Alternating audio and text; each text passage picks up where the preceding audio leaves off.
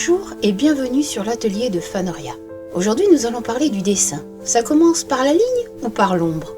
Ce podcast abordera cette question apparemment simple, mais qui révèle en réalité des siècles de débats artistiques, de divergences philosophiques et de malentendus pédagogiques. Lorsque vous prenez un crayon pour la toute première fois, avec l'intention sérieuse d'apprendre à dessiner, par où devriez-vous commencer? Par la ligne ou par l'ombre? Cette question n'est pas anodine.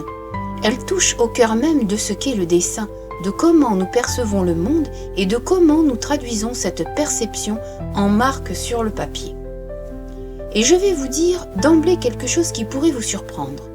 La bonne réponse dépend moins de la vérité objective que de votre objectif artistique ou de la manière dont votre cerveau traite l'information visuelle. Mais explorons ensemble cette question fascinante et je vous promets qu'à la fin de ce podcast, vous aurez non seulement une réponse claire, mais aussi une compréhension profonde de pourquoi cette question est si importante. Commençons par une vérité qui pourrait vous choquer. Les lignes n'existent pas dans la nature. Regardez autour de vous en ce moment. Voyez-vous des lignes noires qui délimitent les objets? Non. Ce que vous voyez, ce sont des transitions de couleurs, de valeurs tonales, de textures. Vous voyez où le mur rencontre le plafond, non pas parce qu'il y a une ligne, mais parce qu'il y a un changement de plan qui crée une arête, peut-être une légère différence de couleur ou d'éclairage. Vous distinguez mon visage de l'arrière-plan, non pas grâce à un contour noir, mais grâce au contraste entre ma peau et ce qui se trouve derrière moi. Pourtant, depuis des millénaires, l'humanité utilise la ligne comme moyen fondamental de représentation. Les peintures rupestres de Lascaux, datant d'environ 17 000 ans, utilisent une ligne pour définir les contours de bisons, de chevaux, de cerfs. Les vases grecs antiques utilisaient la ligne avec une maîtrise extraordinaire. Les maîtres de la Renaissance, comme Botticelli ou Michel-Ange, étaient des virtuoses du dessin au trait. Pourquoi? Parce que la ligne est une abstraction incroyablement efficace. Elle correspond à la façon dont notre cerveau décompose et comprend le monde. Le neuroscientifique David Marr, dans ses recherches sur la vision par ordinateur dans les années 1970 et 1980, a démontré que notre système visuel détecte naturellement les contours et les arêtes comme première étape du traitement de l'information visuelle. Notre cerveau cherche les frontières, les changements, les limites. Quand un enfant dessine pour la première fois, que fait-il? Il trace des lignes. Un cercle pour la tête, 2 points pour les yeux, un trait pour la bouche. C'est instinctif, naturel, universel à travers les cultures. La ligne est notre premier langage graphique. Mais si les lignes n'existent pas dans la nature, qu'est-ce qui existe? L'ombre, la lumière, les valeurs tonales. Le monde que nous percevons est entièrement construit par la lumière. Sans lumière, pas de vision. Et la lumière, lorsqu'elle frappe une surface, crée une infinité de valeurs tonales allant du blanc pur au noir absolu. C'est cette distribution de lumière et d'ombre qui révèle la forme, le volume, la profondeur, la texture. Léonard de Vinci, ce génie universel, l'avait parfaitement compris. Dans son traité de la peinture, écrit entre 1490 et 1516, il déclarait que la peinture est fondamentalement une science de l'ombre et de la lumière. Il passait des heures à observer comment la lumière se comportait sur différentes surfaces, comment les ombres se formaient, comment les transitions entre lumière et ombre révélaient le volume. Regardez ces dessins préparatoires, par exemple ceux pour la Vierge au rocher ou pour la Seine. Vous y trouverez très peu de contours définis. À la place, vous verrez des masses d'ombre et de lumière qui construisent progressivement la forme. C'est la technique du sfumato, cette transition si douce et graduelle qu'on ne peut distinguer où une forme se termine et où une autre commence. Si vous voulez comprendre comment quelque chose existe réellement dans l'espace tridimensionnel, Si vous voulez créer l'illusion de la profondeur et du volume sur une surface plate, vous devez comprendre l'ombre. Un cercle dessiné au trait reste plat, mais ajoutez un dégradé tonal, et soudainement, c'est une sphère qui semble prête à rouler hors de la page. Cette tension entre ligne et ombre n'est pas nouvelle. Elle a défini l'un des débats artistiques les plus passionnés de la Renaissance italienne. Le conflit entre designo et colore, entre le dessin florentin et la peinture vénitienne. Les Florentins, avec Michel-Ange et Andrea del Sarto, comme champions, insistaient sur la primauté du disegno, le dessin. Pour eux, la ligne était l'essence de l'art, l'expression de l'intellect, de l'idée platonicienne de la forme pure. Michel-Ange disait que la couleur n'était qu'un ornement superficiel. La vraie structure, la vraie force d'une œuvre résidait dans son dessin linéaire sous-jacent. Les Vénitiens, menés par Titien et Giorgione, prônaient le colore, la couleur et les valeurs tonales. Ils construisaient leur peinture directement avec la couleur, sans dessin préparatoire détaillé, travaillant par masse de tons et de couleurs qui créaient des formes sans contours rigides. Giorgio Vasari, historien de l'art du XVIe siècle, documentait ce débat dans ses Vies des artistes 1550. Il favorisait clairement l'approche florentine, mais reconnaissait la puissance de l'approche vénitienne. Qui avait raison? Les deux, bien sûr. Ils poursuivaient simplement des objectifs différents, avec des méthodes différentes. Avançons rapidement de quelques siècles et examinons ce que la science moderne nous dit sur la perception visuelle. Les recherches en neurosciences ont révélé que notre système visuel traite l'information en plusieurs couches parallèles. Le cortex visuel primaire détecte les contours, les orientations, les angles. D'autres zones traitent le mouvement, d'autres encore la couleur, d'autres les textures. Mais voici ce qui est fascinant. Nous avons des neurones spécifiquement dédiés à la détection des arêtes et des contours. Ce sont les premiers à s'activer lorsque la lumière frappe notre rétine. Le neurologue David Hubble et Thorsten Wiesel ont reçu le prix Nobel de médecine en 1981 pour leur découverte sur ces cellules de détection de contours dans le cortex visuel. En parallèle, nous avons des systèmes qui traitent des dégradés de luminosité, les ombres, les textures. Le chercheur Edward Edelson du MIT a créé des illusions d'optique célèbres comme l'illusion de l'échiquier d'Adelson, qui démontre comment notre cerveau interprète les valeurs tonales en fonction du contexte d'ombre et de lumière environnant. Deux carrés de l'échiquier qui ont objectivement la même valeur tonale nous apparaissent radicalement différents selon qu'ils sont dans la lumière ou dans l'ombre.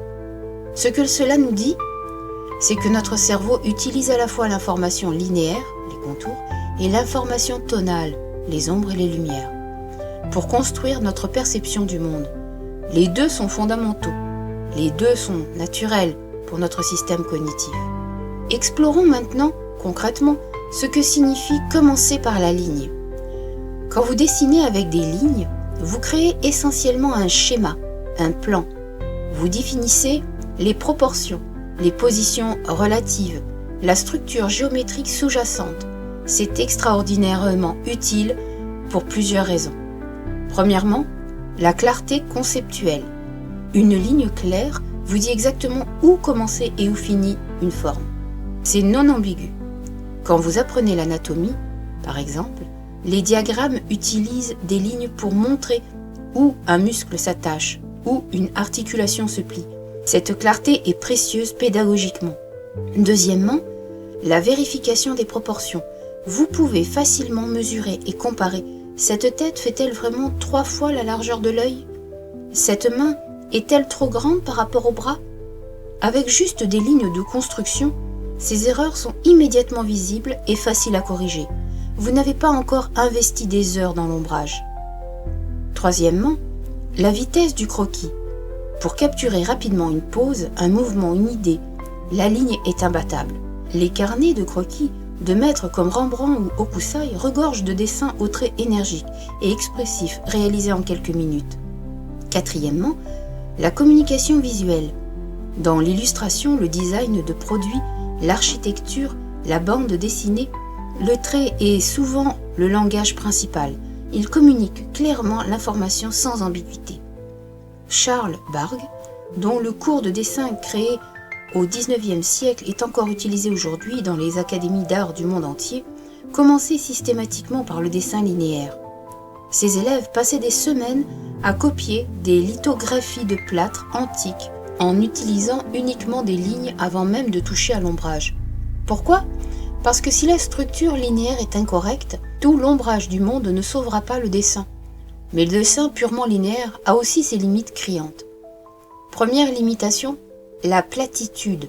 Sans valeur tonale, tout reste bidimensionnel. Vous pouvez dessiner le contour parfait d'un visage, mais sans ombre, il ressemblera à un masque plat plutôt qu'à une tête tridimensionnelle. Deuxième limitation, la rigidité. Des contours trop définis peuvent rendre un dessin raide et sans vie. Les étudiants qui se concentrent exclusivement sur le trait produisent souvent des dessins qui ressemblent à des diagrammes techniques plutôt qu'à des représentations vivantes. Troisième limitation, la fausse précision. En réalité, les arêtes ne sont jamais aussi nettes. Les cheveux ne sont pas délimités par un seul contour propre.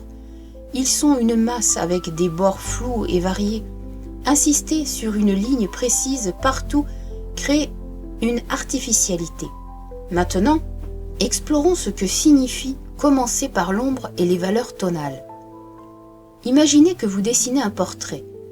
Au lieu de tracer d'abord les contours du visage, vous commencez par bloquer de grandes masses de valeurs. Vous identifiez les zones les plus sombres, les zones les plus claires, les tons moyens. Vous construisez le visage comme un sculpteur construirait avec de l'argile, ajoutant progressivement des masses de tons pour créer le volume. C'est l'approche privilégiée par de nombreux peintres réalistes contemporains et par les artistes travaillant au fusain et au pastel. Premier avantage, le volume immédiat. Dès les premières marques, votre dessin a de la profondeur, du poids, une présence tridimensionnelle. Vous construisez la forme de l'intérieur plutôt que de l'extérieur. Deuxième avantage, l'atmosphère et l'ambiance. L'ombre et la lumière créent instantanément une atmosphère, une qualité émotionnelle. Un visage éclairé d'en haut avec des ombres profondes a un sentiment dramatique que des lignes seules ne peuvent jamais capturer. Troisième avantage, l'unité. En pensant aux masses plutôt qu'en contours, vous créez naturellement une unité visuelle. Les formes se fondent les unes dans les autres de manière organique. Le dessin semble cohérent plutôt qu'une collection de parties assemblées. Quatrième avantage, le réalisme optique. Si votre objectif est de créer l'illusion de la réalité, de faire en sorte que quelqu'un regarde votre dessin et dise « on dirait une photographie », vous devez maîtriser les valeurs tonales, point final. John Singer Sargent, le portraitiste américain virtuose du tournant du XXe siècle, travaillait presque entièrement en masse tonale. Si vous examinez ses esquisses au fusain, vous verrez très peu de contours. Ce sont des constructions de blocs de lumière et d'ombre qui créent miraculeusement des visages, des mains, des drapés, avec une vie extraordinaire. Mais l'approche purement tonale a aussi ses défis.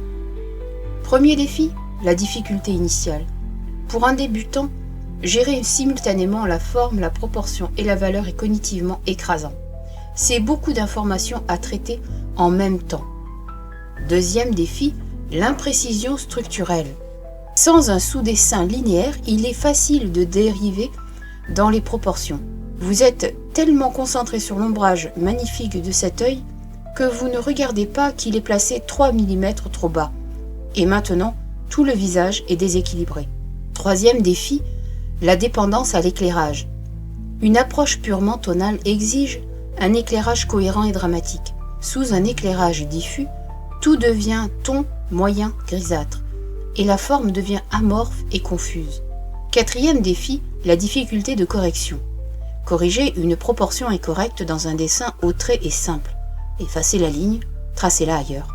Dans un dessin tonal avancé, tout est interconnecté.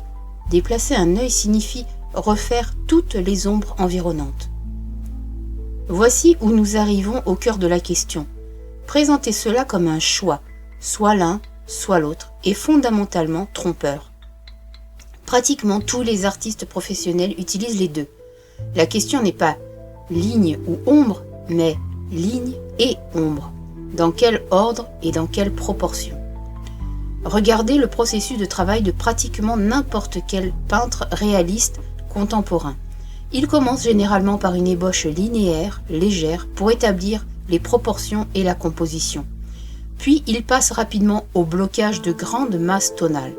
Puis ils reviennent parfois au trait pour préciser certaines arêtes. Puis de nouveau au ton. C'est un va-et-vient constant. L'atelier de dessin Watts à San Diego, une des écoles de dessin figuratif les plus respectées d'Amérique, enseigne ce qu'il appelle le dessin side-size, qui combine explicitement les deux approches. Les étudiants commencent par une construction linéaire soignée pour vérifier les proportions, puis passent à un développement tonal graduel, mais conservent certaines lignes de construction visibles pour maintenir la clarté structurelle. Le portraitiste contemporain David John Casson, dont les dessins au crayon de couleur sont d'un réalisme stupéfiant, commence toujours par un dessin au trait détaillé qu'il transfère ensuite sur son papier final. Seulement, après cette fondation linéaire précise, commence-t-il le long processus de construction tonale qui peut prendre 100 heures ou plus. Alors, si vous êtes un débutant absolu qui me demande par où dois-je commencer, voici ma réponse. Cela dépend de votre objectif et de votre personnalité cognitive. Si vous êtes une personne analytique, qui aime la structure, les règles, les mesures précises, commencez par la ligne.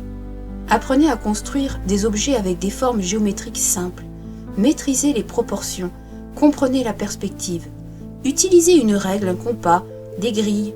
Une fois que vous avez cette fondation solide, ajoutez progressivement les valeurs tonales. Si vous êtes une personne intuitive, qui pense visuellement plutôt que verbalement, qui s'ennuie facilement avec la précision technique, commencez par des masses tonales larges. Travaillez au fusain ou au crayon graphite tendre sur grand papier. Bloquez de grandes formes avec des tons. Squintez vos yeux pour voir les grandes valeurs. Ne vous souciez pas d'une précision millimétrique au début. Capturez l'essence, l'impression, le volume. Ajoutez progressivement la précision structurelle.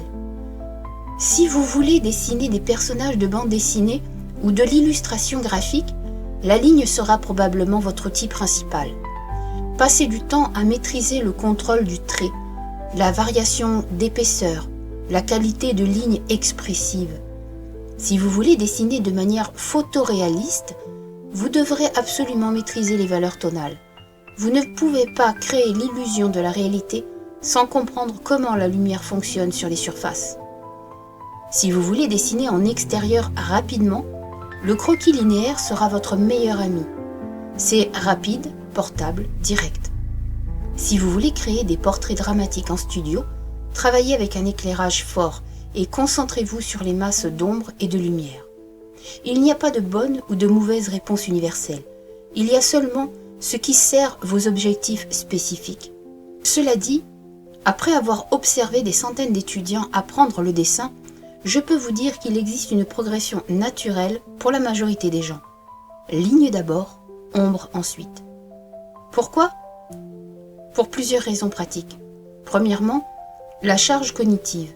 Apprendre à voir et reproduire les proportions correctes est déjà un défi suffisant.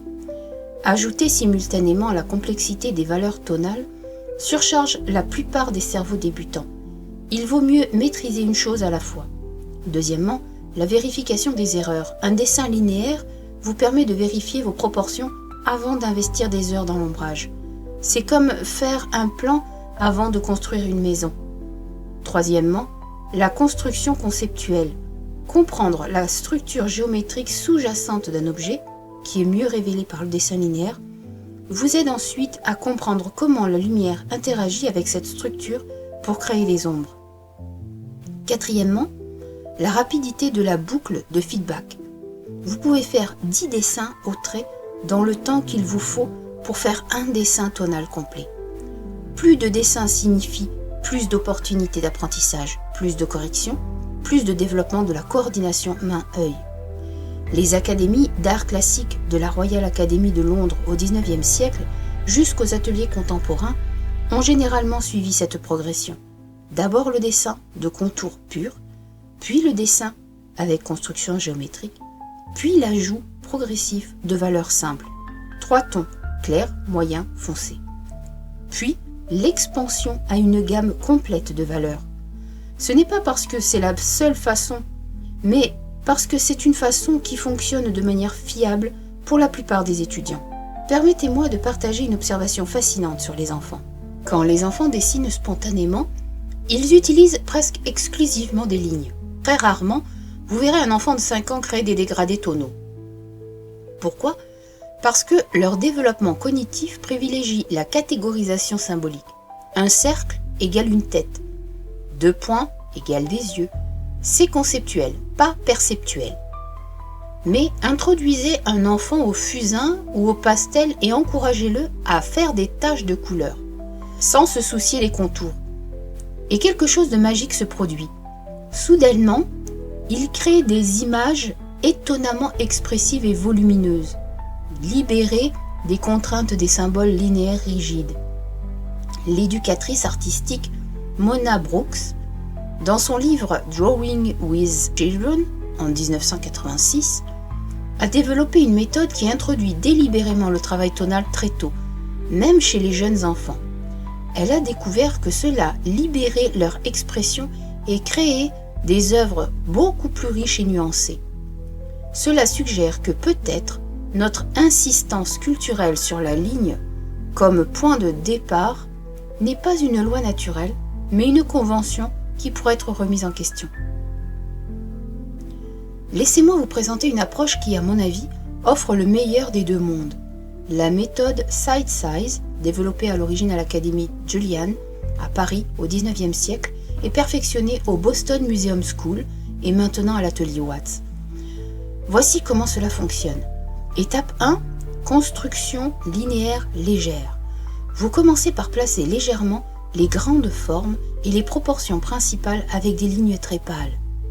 Pas de détails, juste la structure de base. Vous mesurez, vous comparez, vous ajustez. Cette étape peut prendre 10-20% de votre temps total. Le blocage tonal en deuxième étape. Vous identifiez les 3 ou 4 grandes masses tonales, les lumières, les tons moyens, les ombres sombres. Vous les bloquez largement, ignorant les détails. Cela établit immédiatement le volume et l'atmosphère tout en respectant la structure proportionnelle que vous avez établie. Étape 3, développement progressif. Vous alternez entre affiner les contours ou, nécessaire, et développer les transitions tonales. Vous travaillez sur l'ensemble du dessin de manière uniforme, plutôt que de terminer complètement une section avant de passer à la suivante.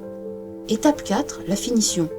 Dans les dernières étapes, certains artistes accentuent certains contours pour créer une clarté et une lisibilité, tandis que d'autres préfèrent laisser tout fusionner doucement dans des valeurs tonales sans contour dur. Cette approche hybride respecte la nécessité de précision structurelle, ligne, tout en créant immédiatement volume et atmosphère, l'ombre.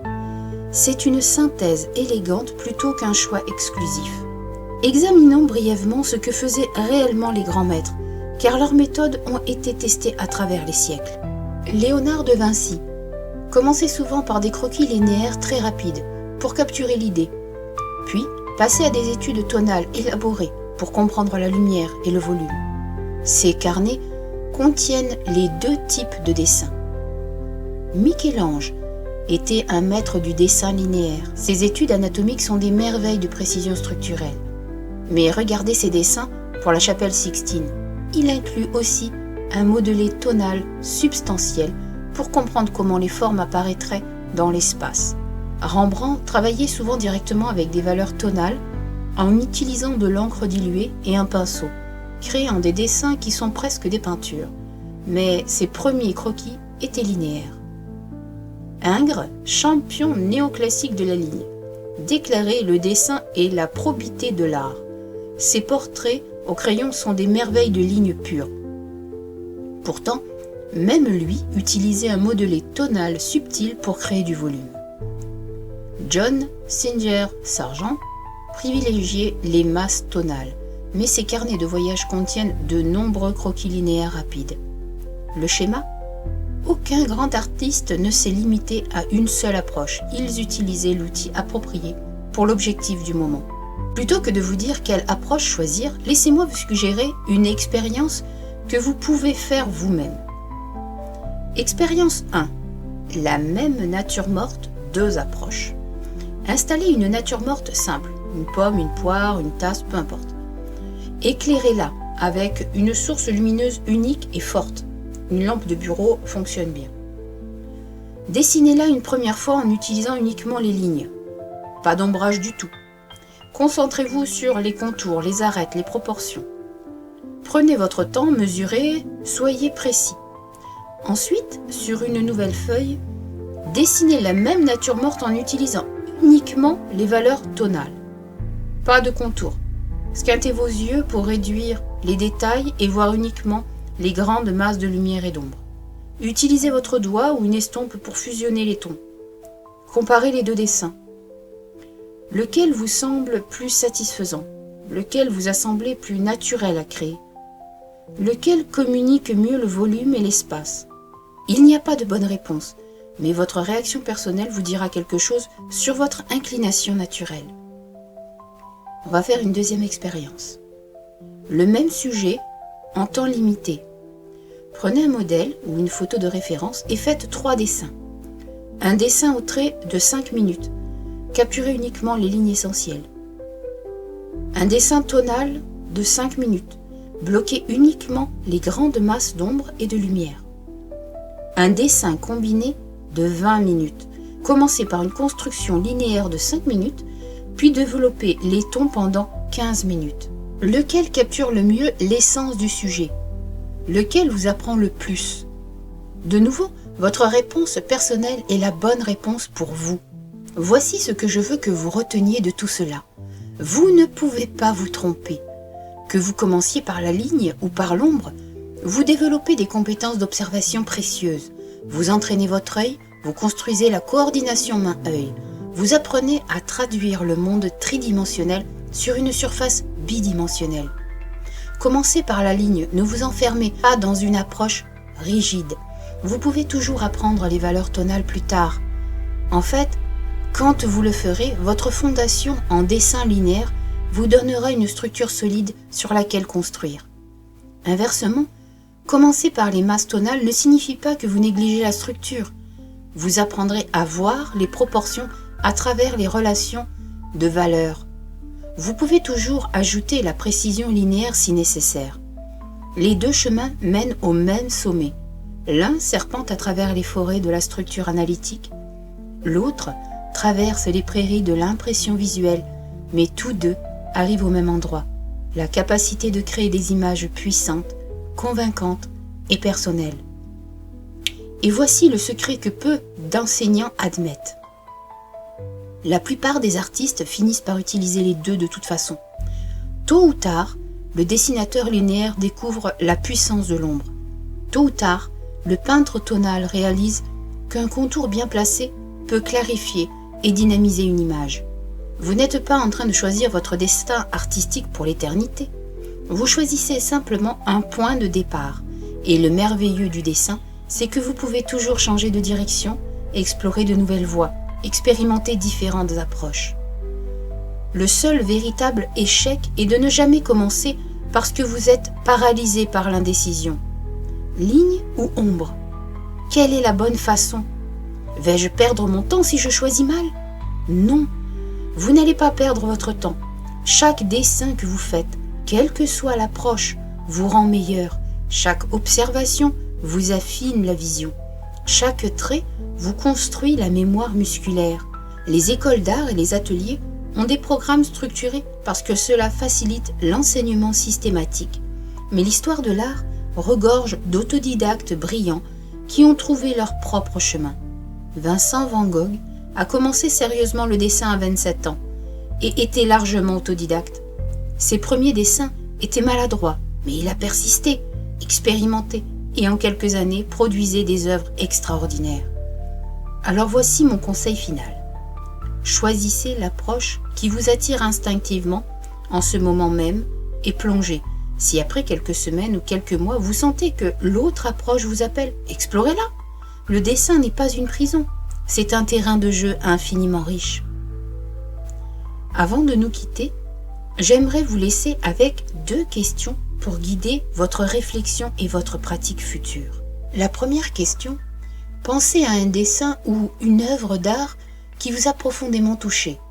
Est-ce la clarté de la ligne qui vous a captivé ou la richesse des ombres et des lumières?